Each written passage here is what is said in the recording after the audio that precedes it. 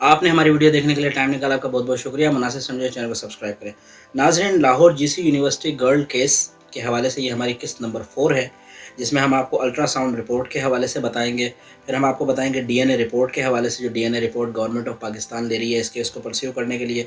फिर हम वालदैन के बयानात में तज़ाद बताएंगे और किस तरह से ये बयान का तज़ाद उनकी अपनी बेटी को इंसाफ दिलाने में रुकावट बन सकता है, ये हम आपको बताएंगे। और अगर बेटी को इंसाफ दिलाना है, हमारी रिक्वेस्ट है उनसे, तो बयान में तज़ाद न दें। जो बात जैसी है, जेन्युइन है, सच है, उसको सामने लाएं और इंसाफ मिलेगा। अगर आपने खामोशी रहना था तो फिर आपको मीडिया के सामने आके इस तरह की बातें नहीं करनी चाहिए थी कि हमें इंसाफ दिलाएं। तो हमारे साथ वीडियो में जनाब एंड तक बने रहिए। जनाब, हमारी याददाश्त बहुत कमज़ोर है। बड़े से बड़ा वाक़या हो जाता है, हम हफ़्ते या 10 दिन के बाद भूल जाते हैं।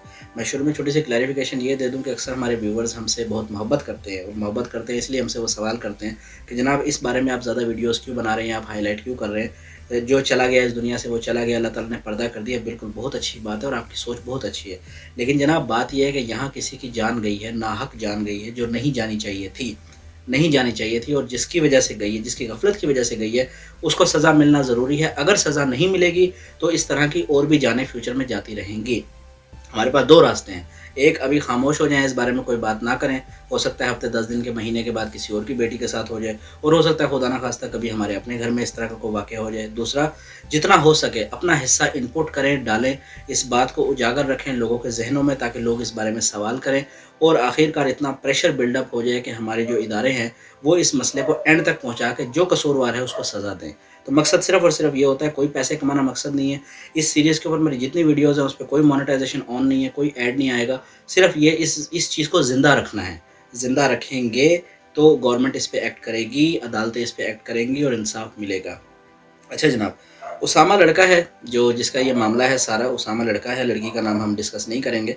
उसामा लड़का है जनाब, उसका मौक़िफ़ है एक। उसका मौक़िफ़ ये है कि जनाब लड़की लाहौर जाने से पहले लाला मूसा गई थी, सी आई थी। रिपोर्ट उस लड़के के मुताबिक कि मैंने देखी है वो आई थी, पहली चीज़। दूसरी चीज़ ये है कि जनाब फिर डिग्री लेने के बहाने उसने अपने वालिदैन से ये कहा, जी मुझे 1,20,000 रुपये की ज़रूरत है और मैंने लाहौर जाना है डिग्री लेने के लिए। बेसिकली उसने वो अबॉर्ट करना था और उसने वो मामला ख़त्म करना था। अच्छा जनाब, फिर वो पहले लाहौर चली जाती है। लाहौर जाने के बाद वो अपने इस दोस्त उसामा की मदद से वो लोग झंग शोरकोट जाते हैं, वहाँ पे उनका जो है पहले से बातचीत हुई भी होती है, और बकौल उसामा के वो जो डॉक्टर से जो बातचीत या मामला था वो भी ऑलरेडी उस लड़की ने ही पहले से सेटल डाउन किया हुआ था अपना मौक़िफ़ देने के लिए। बहरहाल वो इस दुनिया में मौजूद नहीं है, लेकिन अगर हमारे इदारे चाहें तो सारी सच बात सामने आ सकती है। तो ऑलरेडी वो वहाँ गए, उनका प्रॉपर प्रोसीजर हुआ और सब कुछ ठीक रहा, एवरीथिंग वाज़ फाइन। लेकिन आप शायद अगर इस बात को जानते हैं, नहीं जानते तो हम आपको बता दें कि जब इस तरह का कोई प्रोसीजर होता है तो उसके बाद 2, 3, 4 दिन का कंप्लीट बेड रेस्ट होता है, उसमें आपने कुछ भी नहीं करना होता। लेकिन जनाब वो बैठे हुए थे झंग शोर कोर्ट में, और थी वो गुजरात की और वाया लाहौर वो गई थी, तो definitely that was a problem. उसको अपने घर अगले दिन या उसी दिन रात में पहुँचना था। तो वो लोग वहाँ से चले लाहौर के लिए। जब वो वहाँ से लाहौर के लिए चले तो झंग लाहौर मोटरवे नहीं है, नॉर्मल रोड है, जीटी रोड है, तो उसके हालात आपको पता ही है। तो रास्ते में उसकी कोई इंटरनल ब्लीडिंग शुरू हुई, जिसकी वजह से उसकी तबीयत बहुत ज़्यादा ख़राब हो गई, और बाय द टाइम वो लाहौर हॉस्पिटल पहुँचे जहाँ पे उसने उस लड़की को छोड़ा है, तो वो शायद दम तोड़ चुकी थी। ये है उस लड़के का मौक़िफ़ जनाब, ठीक है। लेकिन जनाब अब मामला ये है कि पोस्टमार्टम हुआ इस बारे में।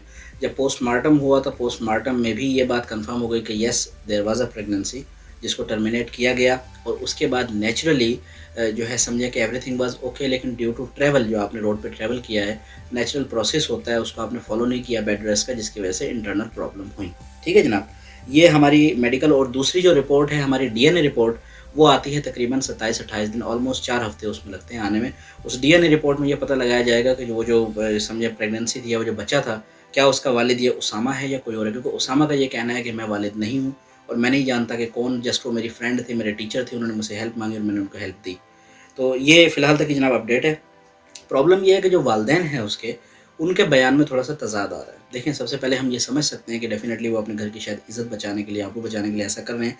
लेकिन जनाब अगर आपने ऐसा करना था तो आप खामोशी के साथ बेटी की डेड बॉडी लेके जाते, उसकी तदफ़ीन करते और मामला रफ़ा-दफ़ा कर देते।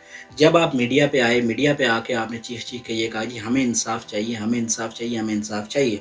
फिर आप मीडिया के लोगों को इंटरव्यू दे रहे हैं और आप उनको खुद ये बात हाइलाइट कर रहे हैं, लोगों में उजागर रखना चाहते हैं ताकि आपको इंसाफ़ मिले। जब ऐसा है तो फिर आपको तमाम इंसाफ़ के तकाज़ों को पूरा करने के लिए 100% सच बोलना पड़ेगा। उस लड़के का मौक़िफ़ ये है कि जनाब जो भी मामला था, मेरे उन लोगों के साथ फ़ैमिली रिलेशंस थे, आना-जाना था। पिछले 4-5 साल से मैं उन लोगों को जानता था और घर में भी मैं आता-जाता था उनके। اور جو کچھ بھی تھا وہ اس لڑکی کی والدہ کو ہر چیز کا علم ہے، ہر چیز کا پتہ ہے، بقول اس لڑکے کے یہ۔ اب جناب اس میں موقف میں جو تضاد آ رہا ہے وہ یہ آ رہا ہے کہ لڑکی کی والدہ جو ہیں انہوں نے یہ کہا کہ جب میری بیٹی گئی ہے تو شام 5 بجے کے بعد ہمارا اس سے کوئی رابطہ نہیں ہو سکا، شام 5 بجے کے بعد۔ لیکن جو ان کا بھائی اور ان کے والد کا بیان آیا ہے سامنے، وہ یہ کہتے ہیں کہ دوپہر 1 بجے کے بعد ہمارا رابطہ نہیں ہو سکا۔ دونوں میں تضاد آ گیا، ایک ہی گھر میں اگر باپ اور ماں رہ رہے ہیں اور دونوں ساتھ ہیں، اکٹھے ہیں، تو یہ کیسے پاسبل ہے 1 اور 5 کے درمیان 4 گھنٹے بنتے ہیں، تو کیسے پاسبل ہے کہ ان کا رابطہ نہیں ہو سکا؟ یہ ڈیفینیٹلی جب کرمنل انویسٹیگیشن ہو رہی ہوتی ہے تو ایک ایک چیز کو بہت باریک بینی سے دیکھا جاتا ہے، انصاف کے تقاضے ایسے پورے نہیں ہوتے۔ اچھا جناب، اب ہم صرف اور صرف یہ خواہش کرتے ہیں، ہماری یہ خواہش ہے کہ جو بھی ہے سچ بتایا جائے، سچ کا ساتھ لیا جائے اور حقیقت بات بتائی جائے، کہ جو لڑکی کا فون ہے وہ بھی پولیس کی تحویل میں ہے، یقیناً اس سے انکوائری ہونی چاہیے کہ اسامہ کے علاوہ وہ کس کس سے رابطے میں تھی، کون سیکنڈ تھرڈ پرسن تھے، اور ڈیفینیٹلی اگر وہ اسامہ اس لڑکی بچے کا باپ نہیں ہے تو کوئی نہ کوئی اس کا والد ضرور ہوگا جو کہ ان کے ساتھ اس ہاسپٹل میں یا جھنگ گیا ہوگا جہاں پہ انہوں نے یہ ٹریٹمنٹ کیا ہے، اس کو پکڑا جائے، ساری بات کھل کے سامنے آ جائے گی۔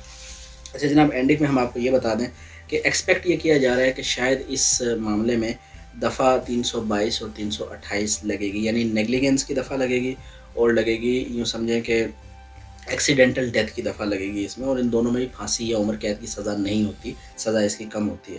بہرحال اللہ تعالیٰ جناب سب کی بیٹیوں کا حامل و ناصر ہو اور سب کو یہ جو ہے نا وہ اپنی سیکیورٹی حفظ و امان میں رکھے۔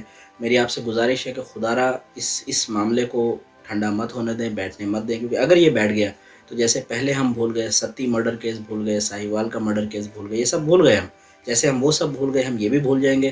لیکن اس کے ساتھ ہمارے آنے والی جنریشن، اسپیشلی ہماری ماؤں بہنوں کا فیوچر ہے، ان کی عزت، ان کی عصمت کا سوال ہے۔ اگر آج آپ اس معاملے کو فائنلائز تک پہنچا کے کل دا بڈ نہیں کرتے، یعنی کہ جو مثلاً جو بندہ ہے رسپانسیبل، آپ اس کو سزا نہیں دیتے، تو فیوچر میں اس طرح کے کام ریپیٹ ہوتے رہیں گے، اور یہ جو بھی ہماری بہنیں یہ چیزیں دیکھتی ہیں ان کو اس سے سبق لینا چاہیے، لیسن لینا چاہیے کہ کس طرح سے اس طرح کے واقعات کے بعد وہ اپنی زندگی بھی خطرے میں ڈالتی ہیں اور اپنے گھر والوں کو بھی ہمیشہ کے لیے باعث شرمندگی کا سبب بنا کے چھوڑ کے جاتی ہیں۔ اب یہ تھی آج کی ویڈیو، اگر آپ کو ہمارا کام اچھا لگے تو ہمارے چینل کو لائک کریں، اپنے دوستوں کے ساتھ شیئر کریں اور سبسکرائب لازمی کریں۔ ہم ڈیلی کی 3 ویڈیوز بناتے ہیں، 5 سے 6 منٹ کی ویڈیو آپ تک پہنچنے میں تقریباً 3 گھنٹے کا ٹائم لگتا ہے، تو اور ہم یہ سب صرف اس لیے کرتے ہیں تاکہ آپ باخبر رہ سکیں۔ پاکستان زندہ باد۔ اگر آپ نے اب تک ہمارا چینل سبسکرائب نہیں کیا تو پلیز سبسکرائب کر لیں، بیل کے آئیکن کو دبا لیں تاکہ آپ تک ہماری ویڈیو سب سے پہلے پہنچیں۔